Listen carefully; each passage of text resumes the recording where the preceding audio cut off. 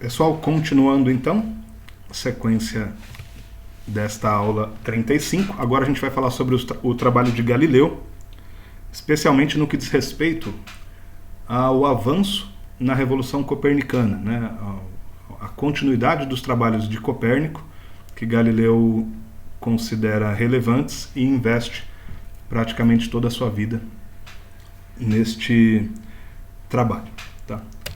Então, bom, um resuminho básico para começar. O Galileu, 1564, ele nasce, morre em 1642. Isso aqui é importante, eu coloquei essa data porque, se vocês lembrarem do vídeo anterior, Copérnico morre em 1543. Então, Galileu nasce 21 anos depois que o Copérnico tinha morrido.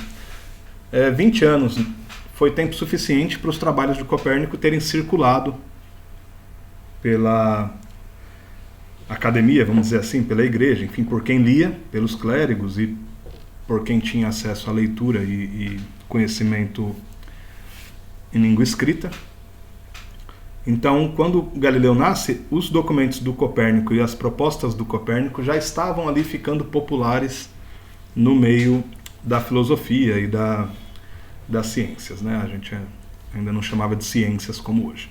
Mas enfim, nasce na região ali que hoje é a Itália, trabalhou como físico, como filósofo, como matemático e como astrônomo, né? Iniciou estudos de medicina na universidade, depois foi para matemática e teve contribuições fenomenais, matemática, física, astronomia, ótica, enfim. Tá? Das principais aqui para a nossa aula, o aprimoramento e a construção de lunetas, você conseguir observar o céu ampliado. Então era uma coisa que não tinha, você tinha binóculos, óculos, lentes de aumento para navegação, mas não para ver coisas tão distantes como objetos celestes. Então Galileu faz esse aprimoramento da luneta, começa a observar o céu, e aí ele contribui muito com o modelo copernicano, o modelo heliocêntrico de universo, né? E com a queda também do geocentrismo, com a Terra em repouso. E ele desenvolve a teoria da relatividade e da importância do referencial, que isso também vai ser chave para a gente poder ter a revolução copernicana. Tá?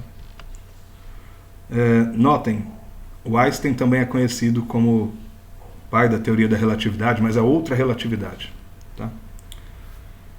De qualquer forma, Galileu que cria a primeira teoria da relatividade aqui, o Einstein faz outra depois, é outro assunto. Aqui uma ilustração simbólica aqui do Galileu com a luneta, observando o céu. E aí vale lembrar também, a gente estudou no terceiro bimestre um pouco de ótica. Vocês devem lembrar lá dos instrumentos e fenômenos ópticos, como os espelhos e as lentes funcionando com o fenômeno da refração e os espelhos funcionando com o fenômeno da reflexão. E aqui vale mencionar que o Galileu ele vai desenvolver essa luneta, simbolicamente representada aqui na imagem, com lentes. É uma luneta refratora, por volta de 1620. O que ele faz aqui? Você tem um objeto, AB, a luz que é refletida ou produzida por esse objeto refrata na lente e produz uma imagem, a linha B'. E aí você consegue projetar a imagem de coisas que estão distantes de uma maneira mais próxima, né? E o Newton, pouco tempo depois, 50 anos depois, por volta de 1670, vai desenvolver telescópios, ou lunetas e telescópios com espelhos, a partir da reflexão. Então, como tem aqui um exemplo, você tem um objeto pequenininho, com um espelho côncavo, você tem uma imagem grande desse objeto. Então, tanto Galileu quanto Newton são os grandes desenvolvedores de telescópios e lunetas no século XVII. Galileu, por ser o anterior, ele vai fazer algumas descobertas fenomenais, que a gente já vai ver. Depois o Newton aprimora esse trabalho também. Tá? Só para ter uma ideia, depois do trabalho do Newton e do Galileu ali no século XVII com telescópios, o que a gente tem hoje? Diâmetros cada vez maiores, e hoje a maioria dos telescópios são refletores, porque trabalhando com espelhos você evita distorcer a imagem por conta da refração. Os maiores refratores hoje, né, com lentes, chega até 1 metro de diâmetro, então uma lente de 1 metro de diâmetro. Você pega o meu óculos aqui, tem uns 4 centímetros de lente, né? Então 1 metro é uma bela lente. E os maiores telescópios com refletor, ou seja, com espelho, hoje chegam a ter 10 metros de diâmetro de espelho. Tá? Então é um espelhão mesmo, bonito. E você também tem os radiotelescópios, que são conjuntos de vários espelhos. Você tinha o maior até uns anos atrás, que tinha 300 metros de diâmetro, quando eu preparei esse slide aqui. Hoje você tem um na China com 500 metros de diâmetro, um radiotelescópio. Vocês podem procurar por aí também. Tá? Só para ilustrar um exemplo, o telescópio Hubble, projetado nos anos 70, está comida aqui a imagem, mas ele foi projetado nos anos 70, lançado para o espaço em 90, então é um telescópio refletor, com espelhos, lançado para fora da atmosfera em 90, orbitando a Terra. Depois teve um concerto em 93, lá no espaço mesmo. Foi atualizado em 2002, depois em 2009, e agora já não é mais utilizado porque a gente tem outros melhores. Mas o Hubble permitiu, foi uma revolução também em como a gente enxerga o céu. Então, antes da década de 90, a gente basicamente enxergava o céu aqui da Terra, com grandes telescópios, mas com toda a atmosfera barrando luz, com toda a atmosfera atrapalhando. Quando você lança um telescópio para fora da atmosfera, você tem uma visão do céu muito mais limpa, né? Assim, infinitamente mais limpa do que a gente pode imaginar olhando aqui da Terra. Então, muitas dessas imagens que a gente usa nos trabalhos, que vocês pesquisaram também lá naquele site, né, no Apod, que é do mesmo que eu tirei essa imagem, vem do Hubble e de outros telescópios fora da atmosfera. Enfim, o que o Galileu observou com a luneta? Primeiro, crateras na Lua, que a olho nu a gente não consegue ver com esses detalhes, né?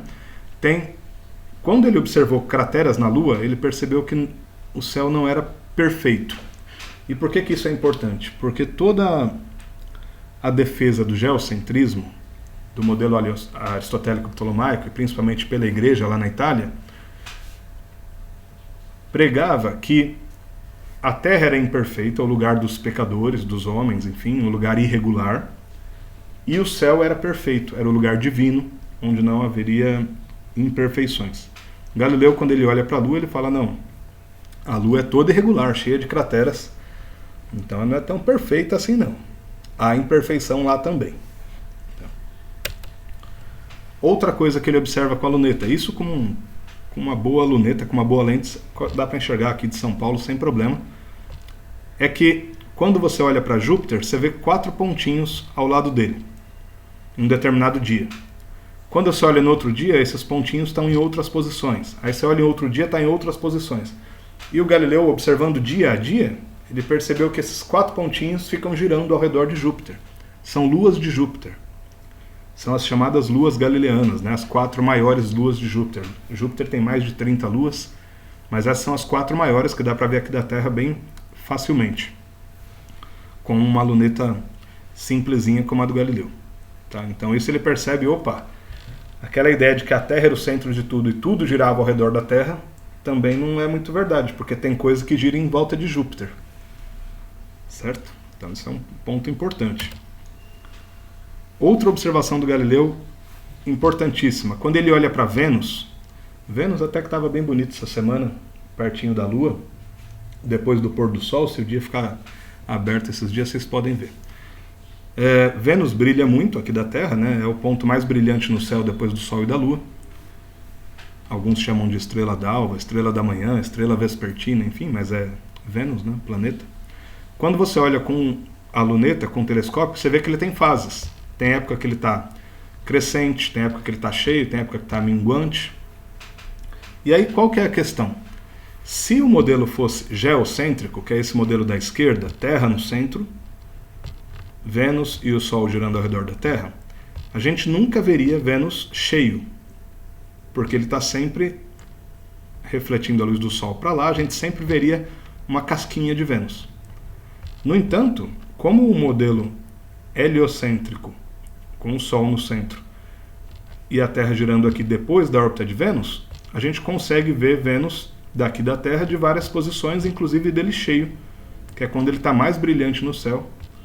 E aí a gente tem essa também percepção de que a única forma da gente ver Vênus cheio, ver a semisfera dele toda iluminada, é ele girando para o lado de lá do Sol, ou seja, a gente girando ao redor do Sol junto com ele.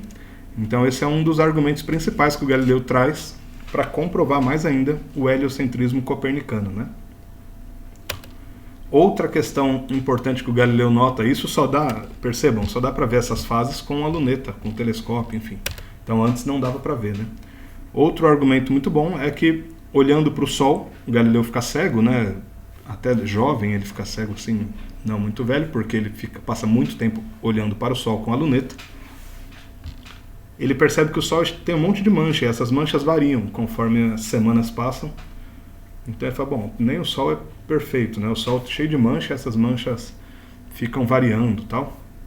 Hoje a gente entende bem o Sol como uma bola de gás e, portanto, uma bola fluida, né? Não é sólido, né? Então é uma bola fluida que está ali, tendo um monte de turbulências e, enfim, partes com mais ou menos reações nucleares que vai dar mais ou menos luminosidade, calor. Então, Galileu identifica esses pontos, tá? Então, retomando, grandes contribuições do Galileu. Crateras na Lua. O céu não é perfeito, assim como manchas solares, o céu não é perfeito. Luas de Júpiter, então há outros centros que não só a Terra. Fases de Vênus, Vênus gira em torno do Sol. Então ele consegue comprovar que não há perfeição no céu, Vênus gira em torno do Sol, outras coisas giram em torno de Júpiter, então provavelmente o modelo heliocêntrico caminha para ser um modelo interessante. E aí, a teoria da relatividade do Galileu, que é o mais importante para a gente entender como que essa revolução se deu. A partir das proposições de Copérnico, Galileu formula a sua teoria da relatividade. Ele vai mostrar o quê? Que as variáveis físicas, velocidade, posição, instante de tempo e aceleração, só podem ser utilizadas quando forem relacionadas a um determinado referencial. Então eu só posso falar, tal objeto tem uma certa velocidade, quando eu estiver falando a partir de qual referencial, a partir de qual observador, de qual ponto de vista. A mesma coisa assim, o objeto mudou de posição, a partir de qual referencial. Mesma coisa, instante de tempo e aceleração. Então Galileu vai mostrar que essas variáveis dependem de um referencial, senão a gente não consegue estudar nenhum desses fenômenos. Esse observador ocupa uma posição no espaço e um instante de tempo. E a partir desse observador é que eu posso estudar qualquer evento físico. Tá? Então sempre que a gente for pensar num evento físico, como o movimento dos planetas, estrutura do universo, movimento de um automóvel, enfim, eu preciso saber quem é o referencial, quem é o observador, em qual posição do espaço, no espaço e qual instante de tempo ele está definido. Bom, nada mais justo aqui do que a gente olhar alguns exemplos da relatividade de Galileu. Então eu separei alguns trechinhos de vídeos aqui. Mas o primeiro, talvez, que eu vou mostrar seja aqui mesmo com a câmera. Eu posso, por exemplo, girar a minha câmera e dar a sensação de que eu estou girando, dependendo para quem olha, né? Então se eu giro assim a minha câmera aqui, peraí, pode dar a impressão para quem está assistindo que eu tombei para o lado. Na verdade não fui eu, foi a câmera que virou, do ponto de vista aqui da mesa de onde eu estou gravando, né? Então sempre a gente olhando para qual referencial. Se eu coloco o referencial aqui, a mesa na qual eu estou apoiando o notebook, para o referencial dessa mesa, eu continuei parado e a câmera girou aqui. Para o referencial da câmera, ela continuou parada e eu e a mesa que giramos, né? Então, são exemplos. Vamos pegar os outros aqui para a gente poder identificar. Então, o primeiro que eu trouxe é o movimento de uma moto com o referencial na estrada. Então, o observador, o referencial, está fixo na estrada. Vamos ligar aqui. Então, quando o referencial está fixo na estrada, como que ele observa o movimento da moto? Dessa maneira, né? Então, referencial fixo na estrada, vê as motos passando por ele. Certo? Bonitinho aí, pessoal feliz, passeando de moto. O outro caso. E quando o referencial está fixo na moto? Como que ele vê a estrada? Então, com o referencial fixo na moto, a estrada que está indo para trás. As placas que estão indo para trás, a curva que está ficando para trás, e não a moto que está indo para frente. Essa percepção às vezes parece uma questão trivial, mas não é. Quando a gente fala em referencial, claro, se a gente vê uma moto andando, vê um carro se deslocando, a gente sabe quem está acelerando, quem não está, o que está parado em relação ao quê. Mas em grande escala a gente precisa tomar muito cuidado. No caso aqui, grande escala, uma escala planetária, astronômica, enfim. Tá? Então vamos ver o exemplo 3, que é o movimento do Sol com o referencial na Terra. Então, exemplo 3 aqui, o movimento do Sol com uma câmera fixa na Terra. Então você vê o Sol nascendo, a Lua já nasceu aqui faz um tempinho. Mas, cadê o Sol? Vamos, menino. Olha lá, o Sol nascendo. Então, com uma câmera fixa na Terra, você tem essa observação do deslocamento do Sol no decorrer do dia, né? Ele vai subindo, subindo. Vou acelerar aqui um pouquinho. Depois ele passa lá em cima e vai se pondo de tardezinha lá do outro lado, perto do oeste. Tá? Então, esse seria o movimento do Sol com referencial na Terra. Ou a gente pode ver também o movimento das estrelas com referencial na Terra, né? Então, se eu fixo aqui, aumentar aqui essa tela, deixa eu ver se dá. Não sei se está aparecendo aqui na câmera, deve estar. Se eu fixo na Terra o referencial, eu também consigo ver as estrelas se deslocando a cada 24 horas ao redor da Terra, né? Então, o Sol se pôs aqui antes, né? Mas enquanto estava acabando o dia claro, e agora de noite as estrelas estão se pondo nessa região da mesma maneira, né? Ou se a gente observar assim, ó, de leste para oeste, também dá para ver o movimento de todas as estrelas com referencial fixo na Terra, né? Do ponto de vista da Terra. Certo? Agora, se a gente inverte agora a situação, deixa eu abrir aqui de novo. Se a gente faz agora o movimento da Terra, tá? Só para mostrar os links que eu estou apontando, movimento da Terra com referencial fixo nas estrelas. A gente estava olhando o quê? Movimento das estrelas com referencial fixo na Terra. Agora eu vou fixar a câmera nas estrelas. O que acontece aqui? Vamos ver.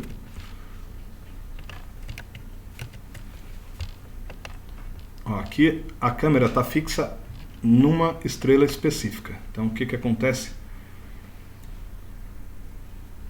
Essa câmera fica seguindo a estrela, então você vê que a Via Láctea aqui quase não se mexe, ela está seguindo a estrela. E a Terra está girando ao redor desse monte de estrelas, né? Então é uma forma da gente olhar também a rotação da Terra do ponto de vista do referencial fixo nas estrelas, né? Tá, eu gosto muito desse vídeo aqui, eu passo horas vendo. Que é bem legalzinho, os links estão para vocês lá na página. E por fim, o último vídeo, também um dos mais bonitos aqui, que é a paralaxe estelar. O que acontece quando a gente observa as estrelas? Não agora em 24 horas. Tá? Ali a gente estava olhando em 24 horas, ou seja, em um dia, né? Uma rotação da Terra. Mas quando a gente observa em um ano. Então você tira foto das estrelas numa noite, tira na outra noite e vai fazendo esse movimento em 365 dias, ou seja, enquanto a Terra faz toda uma translação ao redor do Sol no modelo heliocêntrico. Aqui acontece um fenômeno muito bonito, que é o que a gente chama de paralaxe. Se vocês conseguirem observar aí no vídeo, a cada ano, ou seja, a cada translação da Terra ao redor do Sol, a gente vê as estrelas fazendo esse movimento no céu. Acho que vai aparecer aqui alguns risquinhos, olha. Então as constelações fazem isso. O que significa esse movimento? Tem estrelas que estão mais próximas da gente, tem estrelas que estão mais distantes. Aquela visão aristotélica, depois copernicana, de que o universo tem um fim e que as estrelas todas estão numa casca final, não faz o menor sentido hoje, porque a gente consegue observar isso. Como as estrelas, umas estão mais perto, outras estão mais longe, conforme a Terra se desloca ao longo do ano, a que está mais próxima parece se deslocar mais do nosso ponto de vista, do nosso referencial, do que as que estão mais distantes. Então há esse balanço aqui nas constelações, o que é muito legal. E aí a gente consegue calcular, hoje em dia, a distância das estrelas com base na paralaxe. Tá? Vou deixar esses links para vocês explorarem com um pouco mais de calma, que eu estou falando rapidamente, né? Beleza? Então, resumão da obra.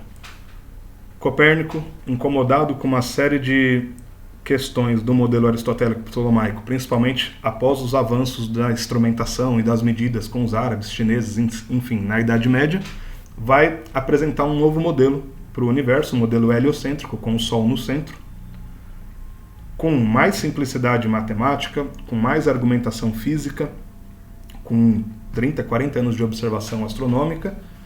Esse modelo vai provocar uma série de motivações em outros pensadores, e o Galileu aprimora a luneta, consegue observar que Júpiter é centro de luas, que o Sol tem manchas, a Lua tem crateras, Vênus tem fases, inclusive fase cheia, e desenvolve a teoria da relatividade, mostrando que é possível entender o universo como heliocêntrico.